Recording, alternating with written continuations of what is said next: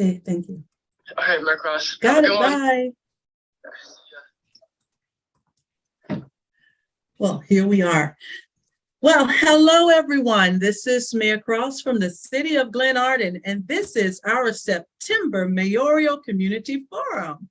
We are so super excited about today's forum because we have a unique guest with us. No, she's not unique for the county of Prince George's. In fact, she's our very own Shayla Adams-Stafford. Shayla has served as a history teacher and is an instructional coach for the past 10 years. And in honor of this, I even donned my schoolgirl apparel. We have an ability here to speak to a national board certified teacher, as well as being recognized by the White House for her achievements in project-based learning. She is the CEO and the founder of Remix Education, and that she is proven that over 200 students in Maryland, North Carolina, Georgia, and Washington, D.C. will have positive youth development. No reason that we elected you as our District 4 school board member. Shayla, welcome to the Mayoral Community Forum. Thank you so much, Mayor Cross. It's such a pleasure to be here. And, you're my mayor. So, if you call, I'm going to definitely answer. So thank you so much again. I'm really happy to be here to talk. Well, thank you so much. And today is a very interesting conversation that we'll have as we're looking at some of the responses that we're going to be able to have this year. It's been a hard 3 years, school board member Adams-Stafford, and one of the issues that is on the minds of so many parents is what's going to make this year different. As we fight for normalcy in our communities, we're also fighting for our children to formally have a normal back to school session. So what's in store? What can we as parents ensure that success happens for our students this year, 2021 to 2023? Absolutely. So, I, again, thank you all for this opportunity to talk a little bit about just sort of the happenings with the school board. And I can talk a bit about what the school system has presented to us as some of their plans to really support all students. And so one of the things that I'd like to share is that the school system has several online tutoring support resources for parents, and we can make sure that we drop the links to that in the chat and when this is posted online. But this summer, the school system for the second year in a row had an acceleration program for K through 5 students. And this was one of the initiatives that I introduced called Learning Hubs. And these learning hubs are housed in community schools across the district. And essentially what they do is they provide students in K through 5 with really strong instructional support in math and in English. That's my co-host there, my daughter. So, those programs have been very successful in getting students to really move towards being on grade level. And so we're hoping those programs will expand throughout the year, but the school district has some tutoring programs that parents can access right now. There was a program this summer that parents had an opportunity to engage with called Book Nook. And this is all on the PGCPS website. And so I would encourage parents to do a couple of things. Number one, look at what are the resources that can be accessed online throughout the school year. And I will drop links to those tutoring supports that are available that we've been informed of as the board. Another thing that parents can do is really focus on literacy. We in Glenarden have a wonderful library that actually has some great programs that you can use as a parent to supplement what's happening in the classroom.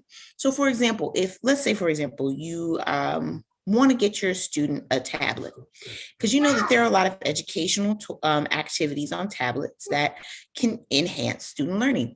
you can take a tablet out from the Glenarden Library for 2 weeks at a time. And those tablets are loaded with educational games that can support your student with reading and math and writing. So I would encourage parents to use some of the tech resources that are available to us right here in our community. And then, lastly, I would say, I think that everyday math and everyday ELA or English language arts is something that we as parents can engage in. Sometimes you think, well, I'm no math teacher. I don't know, how to do X or Y or Z. But, if you're baking something or cooking something, involve your student because that kitchen math comes in handy and it can certainly support in students' development and growth. And so actually on the 24th of this month, I'm partnering again with the city of Glenarden and Councilwoman Fareed. We're doing a math workshop for parents, just to help parents understand what's going to be expected of them as they support students in math. So I think those are a few things that parents can do as we think right now what the needs are. And school board member, this is fantastic. Like, I didn't know that the city of Glenarden's library actually would provide tablets for 2 weeks. I think that is a phenomenal thing. And then the other thing that I would like to make sure that we keep our parents aware of is those online resources. Book Nook is fantastic. We utilized it with our daughter. And it was just a phenomenal tool set. Now, when you think about the school board and how it's grown, how have we grown in the reconciliation? Can you talk to us about that? Yeah.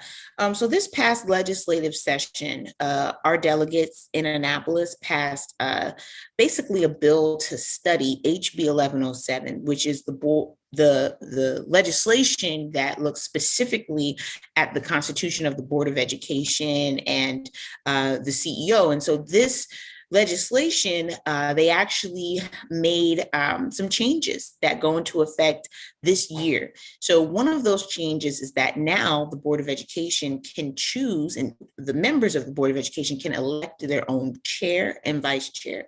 That was something that we did not have the opportunity to do in the past. And it is the most democratic thing that needs to happen, right? You vote for people like me, and we should be able to choose the leadership of the board because we know that board leadership is important.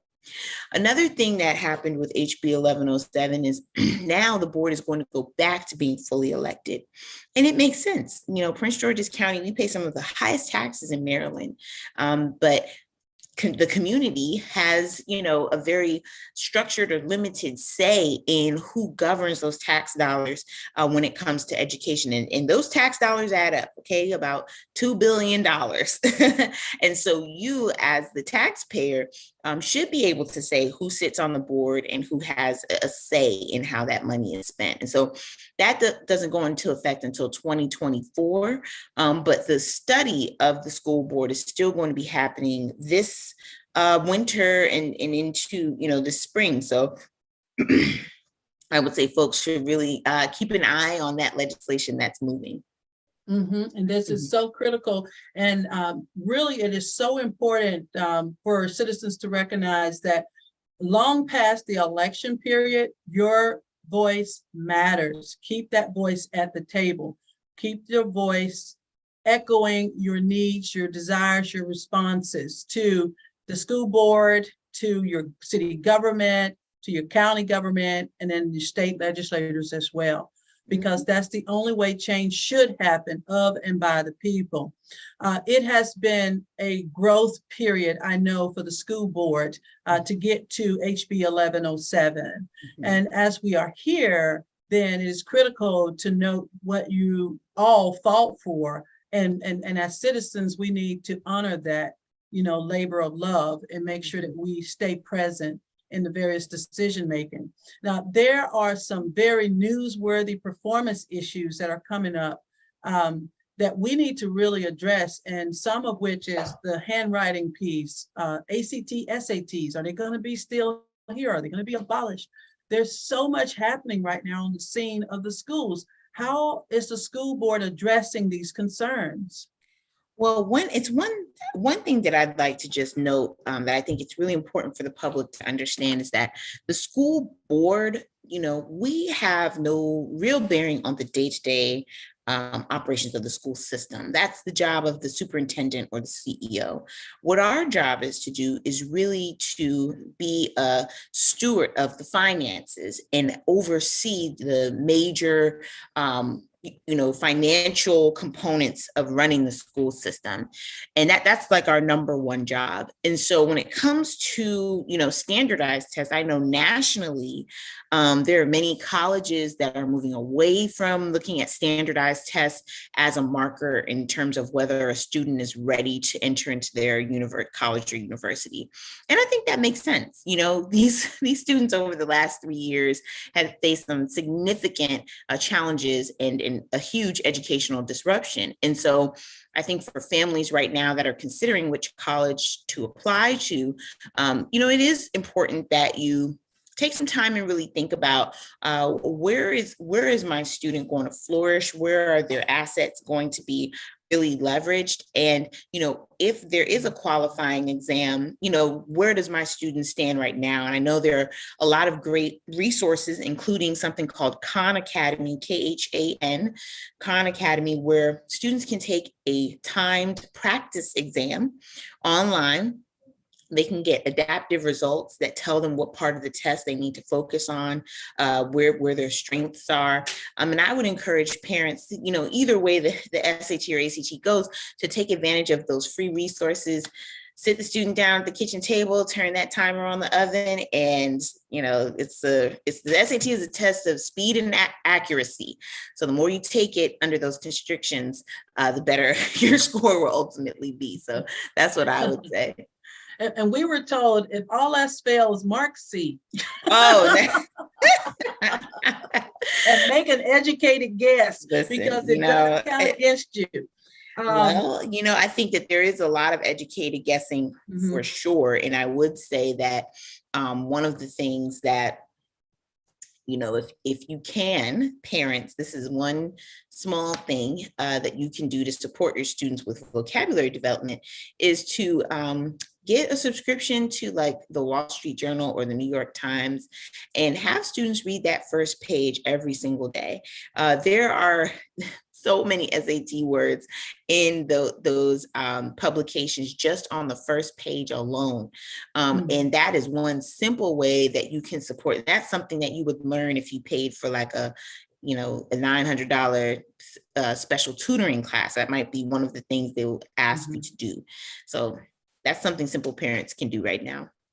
And that is a beautiful statement to be made there, because honestly, when you think about it, the basics is all these tests are testing. They're just testing the basics. So you talked about being a good steward over the financial aspects. We have built a lot of schools. I mean, there's been 4 schools that's been renovated, updated throughout the county.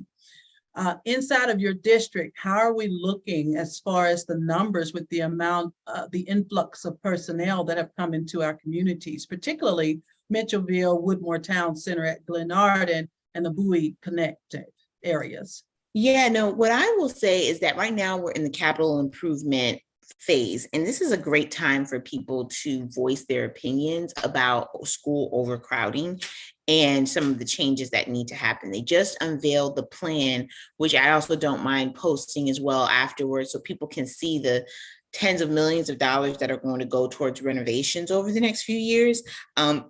Of course, want to be continuing to advocate for schools in our district to be pushed up on that list, and trying to gain more information about, what can we expect and when can we expect some of these repairs to happen, particularly to places like, Judge Sylvania Woods and Charles Herbert Flowers. When we look at the roofs and the water damage that has happened to some of those buildings over the years, we know that those need to be changed and fixed. And one of the other things that I think is important for us as a board to look at is where is there some funding that might be better spent.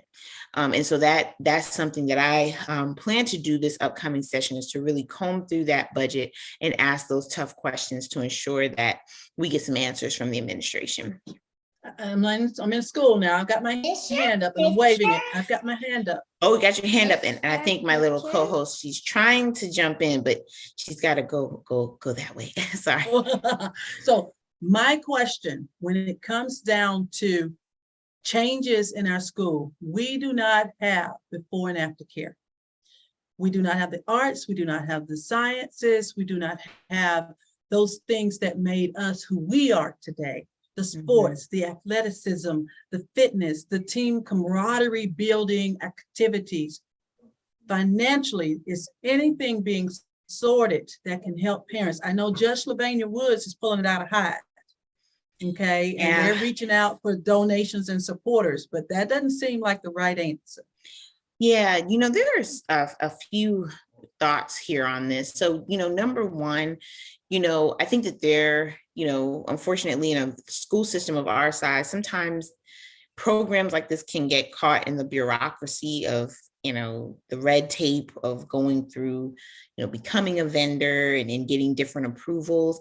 And that is something that I do advocate for schools in my district, just trying to find out more information about what is the status of the funding that's supposed to trickle down for those programs, because I know how important they are. The great thing is that with community schools, schools like Judge Lavania Woods are able to engage a large amount of community partners to do the work that needs to be done. Another thing that I think, that I can do as your representative is introduce budget amendments that will allow for more before and after school supports. So one amendment that I put forward, okay, 1 second, please.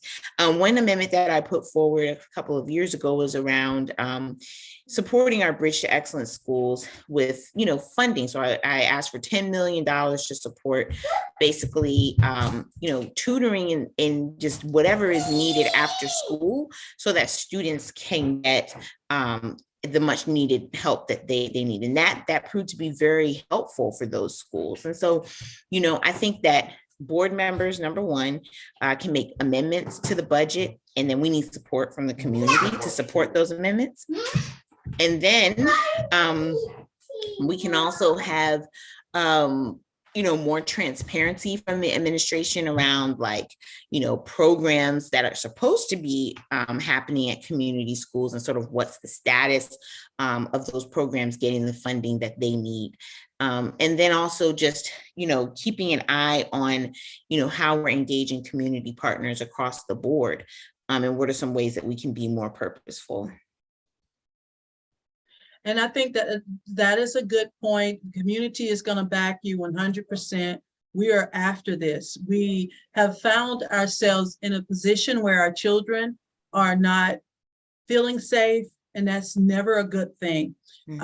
We need to plus up what is healthy, safe, and responsible environments within our school system. And with that, we would build better, constructive students, being able to learn and train and grow.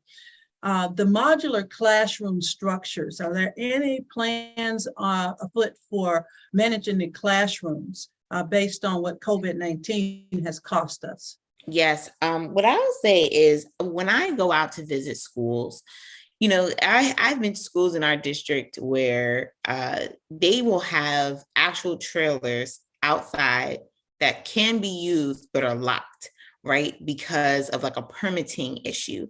So I'm going to encourage everyone that, has, a child in a school where there are trailers that maybe are underutilized. Tomorrow, actually, the 15th from 11 to 12, DPI, who is the permitting agency here in this in our county, they're going to be having an open forum where residents can come and express some of those challenges. I'm going to make it my mission to go to that meeting and say, hey, what's the status of, supporting in helping us use some of these trailers that are underutilized. I know that there are some trailers on some sites that are just so old, and there have been so many updates to trailers since they have trailers with lockers, trailers with bathrooms, and some of the ones that are in our district are they're not up to that par. So, I definitely am going to make sure I make a note of that and continue to advocate that we not only update the trailers, but, understanding that trailers are a temporary solution, right? We want a new school and continuing to push for that. And we do want new schools. And one of the things that I've always said is a tad bit concerning, but I know growth happens, is we're putting a lot of new residents, particularly if we look at Glenarden and Mitchellville, 1,500 plus residents already on the ground with, the expectations of 2,500 more very shortly here. That's going to plus out every school that we have here. Wow. How has the school board contended with the influx of residents that will be in between the Largo to the Lanham area?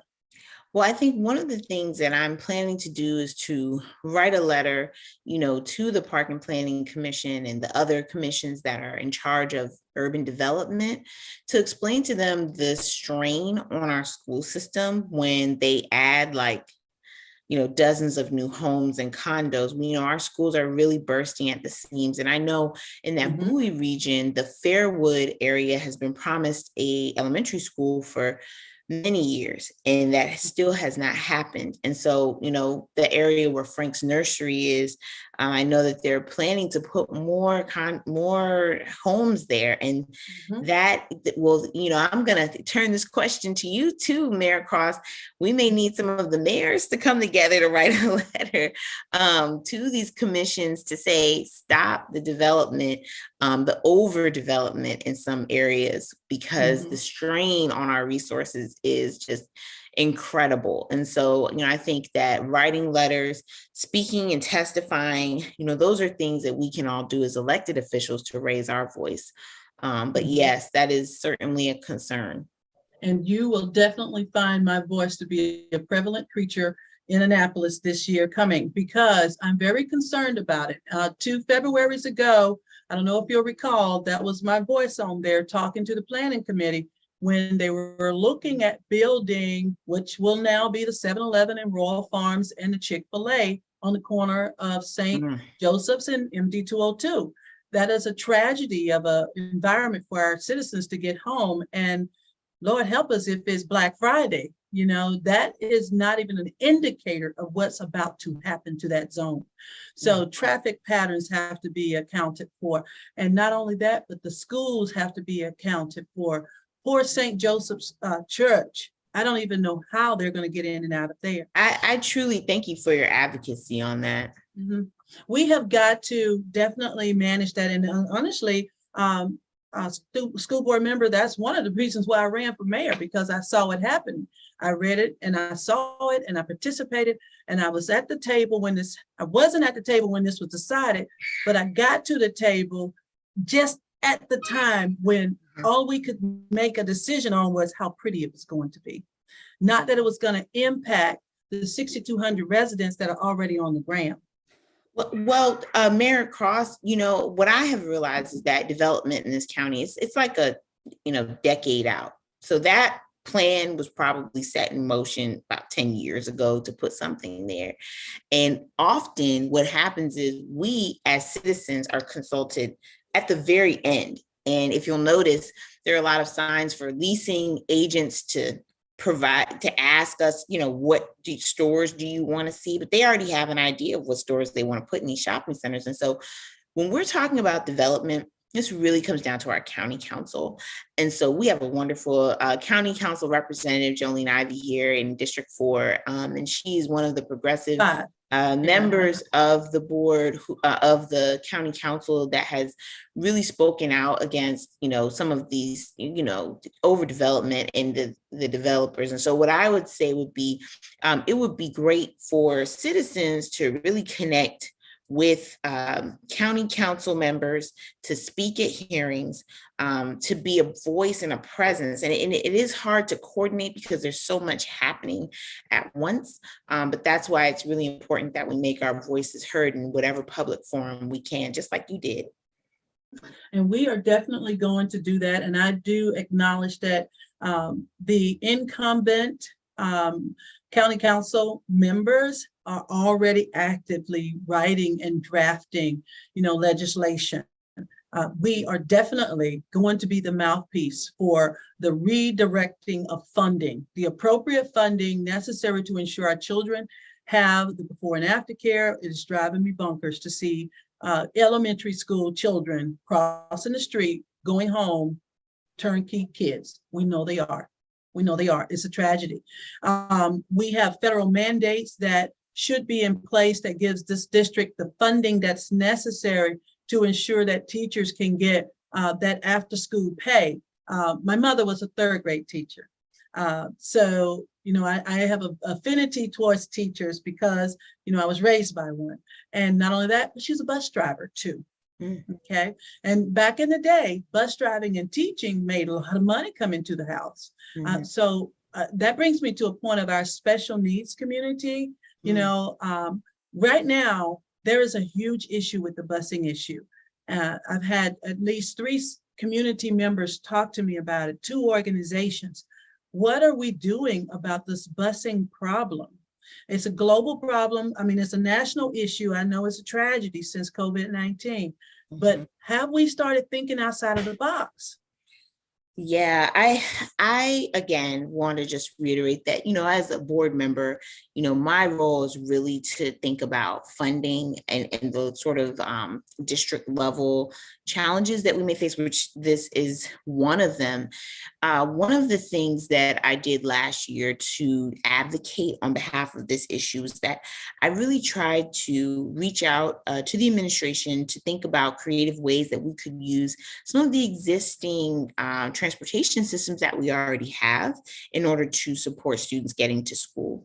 And so as a result of that, we had a pilot last year with WMATA in transporting students, because as you know, we are like one of the only jurisdictions that is touching DC that was not at the time leveraging the free metro and bus to transport students, because that can ultimately alleviate some of the pressure on our school bus system if we use, some of what is available there. And so, I think that board members, we can continue to advocate for the use of like the bus and the WMATA public bus system. I think that, some of the root causes and challenges of our busing system. There was a transportation committee that was put together a few years ago, and they did enact a lot of the recommendations, for example, like Stop Finder. I don't know if parents are using that to really understand like where buses are at, geolocating devices that are helping parents know like where buses are at certain times. And just, I think that right now, bus drivers are trying to do the best with the circumstances they have. And I know that the school system is really adamantly hiring for bus drivers. I know that other board members and myself have had job fairs to help this, and support the school system in trying to get people to become bus drivers. And so I think that it's definitely a major concern of mine and my colleagues. And so, I think we definitely plan to continue to ask questions and dig down into what are some of the root causes of why we're facing some of these transportation issues. Mm-hmm. And one of the root causes is we're about 18% below the median income in America when it comes down to a bus driver. I can become the manager of Panda Express for almost $55,000 a year, whereas driving a bus, I'm barely scraping 42. And the persistent, consistent, everyday job that I have to be accountable for. I think that the pay could be increased. And then also, I'm going to think outside of the box here, because we have a set of community that we really don't use as efficiently as I've discovered in the last 10 months of working with them, our returning citizens. We have returning citizens that are coming out and they can't find jobs. They've done their time, and now there are some violent, extremists. I'm not talking about those, but background checks, fingerprinting that can clear someone who's eligible now to vote should be eligible to contribute back to society. And if you're coming out of a system, 45, 50,000 makes a lot of sense.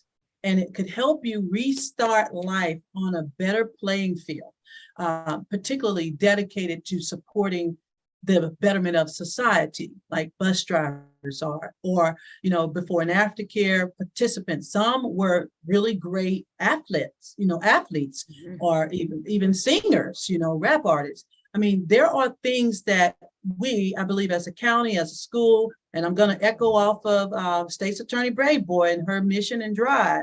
We have to look at the full of community. Yeah. And that's one of the things that I've been doing as mayor, is trying to figure out where our pockets of excellence are. Mm-hmm. And that is a pocket of excellence. Once you've done your time, you are now full-fledged, vote eligible. You're returning to this community. We have to prevent the recidivism by making sure that when they return, that there is quality, moral standards, as well as there's edifying soul work available. And this could be one of them, with the proper background checks and fingerprinting and such. But I just offer that as an opportunity for growth, not only from the state's attorney's office, county's office, but to the school board. Consider that, because that is an untapped resource. And if we repurpose it and think outside of the box, then we are giving a contribution back to society that is value added. Absolutely. I agree with you wholeheartedly. Mm-hmm. I think that this has been a fantastic engagement. We talked a lot. How can your community partners, I mean, you've given me a couple of tasks. I've talked to you about some of the things we're already working towards. We're going to partner to be a stronger advocate in Annapolis this year. Yes. We're going to be a stronger advocate on the county council this year. We're going to put pen to paper this year, and that's writing truth into action. How can we help you? Yeah, well, I'll say I think one of the things that could be helpful for board members is just for folks to reach out to us when there are concerns. I know that a lot of people leverage social media to talk about some of the challenges they're facing, but one of the things that we were able to revitalize this year, and I'm really grateful to my colleagues for voting on this, was the PCAC, the Parent Community Advisory Council. And actually, the representative for our district is Keisha Thorpe, who is the Global Teacher of the Year. If you haven't heard, she's right here in Glenarden, right here in our community, the Global Teacher of the Year. I'm sorry, I gotta brag. She's awesome. So reach out to her with some of your specific sort of challenges that you're facing, because what she is a part of, this group, the Parent Community Advisory Council, they are going to be bringing recommendations to the board for policies that we should be focusing on. And we can move those policies through the policy process in order for us to have the opportunity to actually engage and discuss those topics, in a very meaningful way. So I would say, connect with myself, connect with your PCAC member. I would also say, community members, we need you to come and testify at the board meetings. This is your Board of Education, and it's important that you come out and have your voice heard when you see a topic coming up. Pack the house out and really make your voice heard. And then I would also say, I think it is really important for community members to plug into their local school to see where they can support and become a registered volunteer to support some of the programs and initiatives that we have existing currently. And we are definitely going to do that.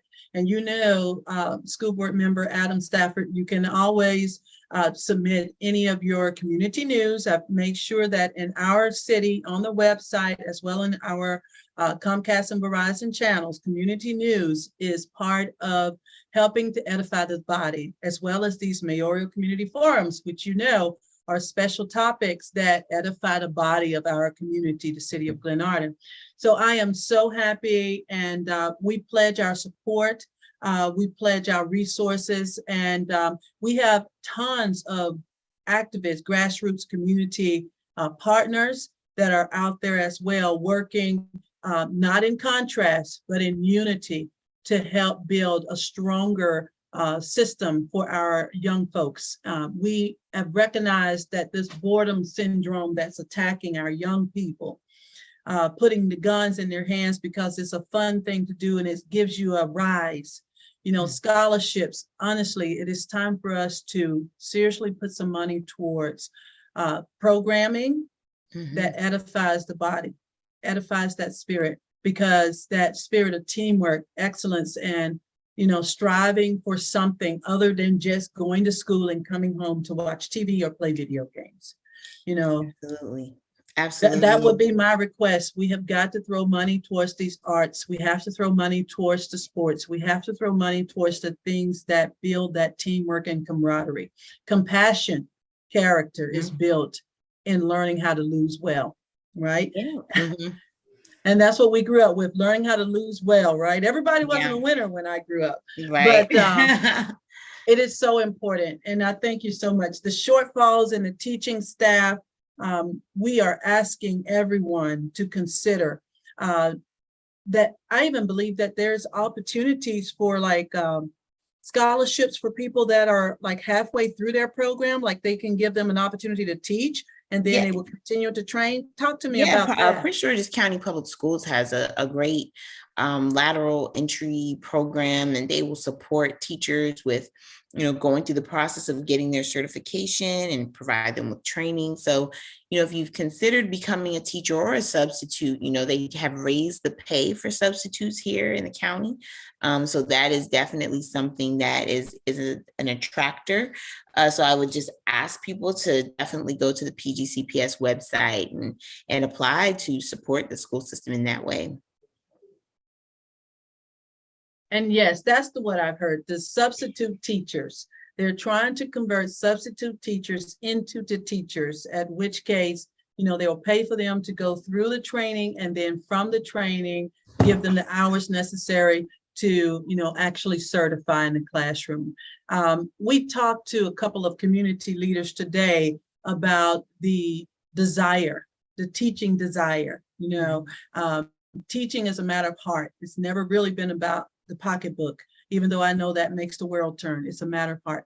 And that means your reward is seeing that child successful. Your reward is, like my mother used to say, when someone goes off and they start their own business, or someone goes off and they get into that college that they wanted, and they write back and they say, thank you for, that's the best feeling ever.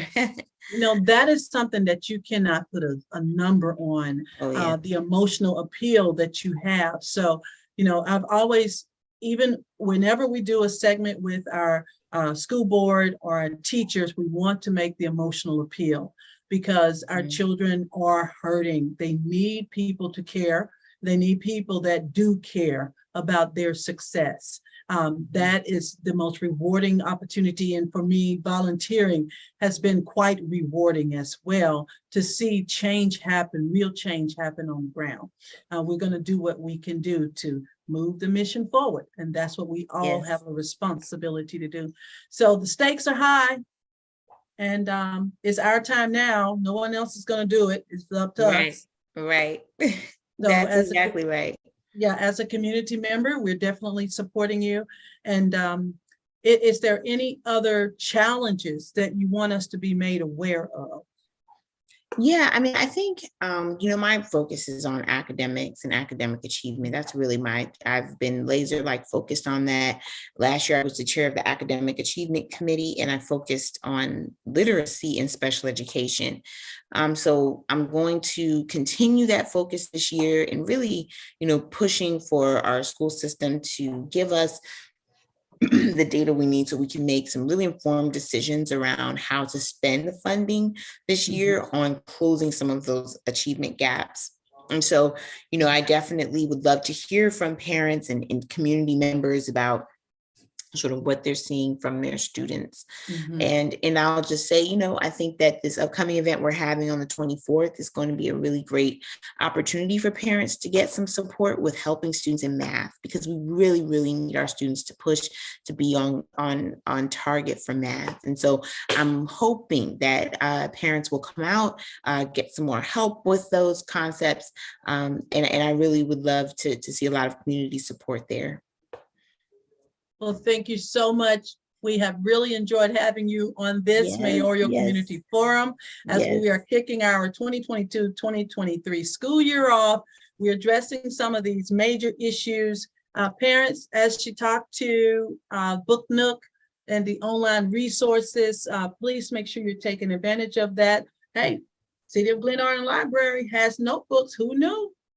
Yes, get right those here. Tablets. Go take those, reserve those tablets. Those tablets have trainings on them that can help our children prepare for the future.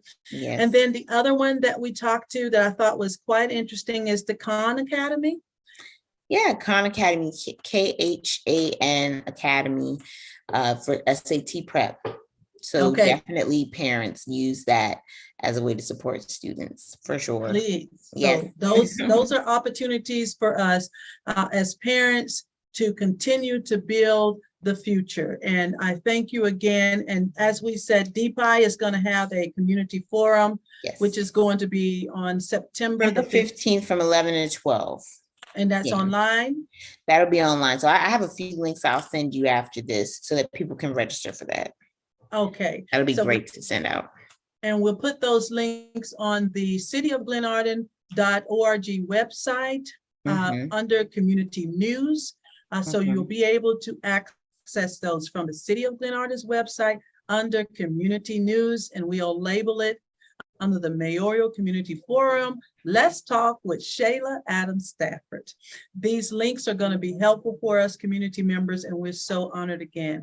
Transportation continues to be a problem, but remember Stop Finder to help you find the busing systems. And school board member, I think, making the recommendation of maybe applying money towards bus passes to help students get home.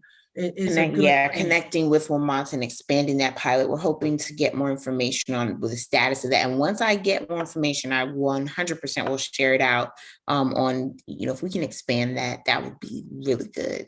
That would be absolutely good. And that's out of the box thinking. Well, thank you so much. We are moving the mission forward, I believe, with our school board member, Shayla Adams-Stafford. Absolutely. It has been a pleasure. I'm Mayor Cross. So much. We'll see you. All right. Thanks, Mayor Cross.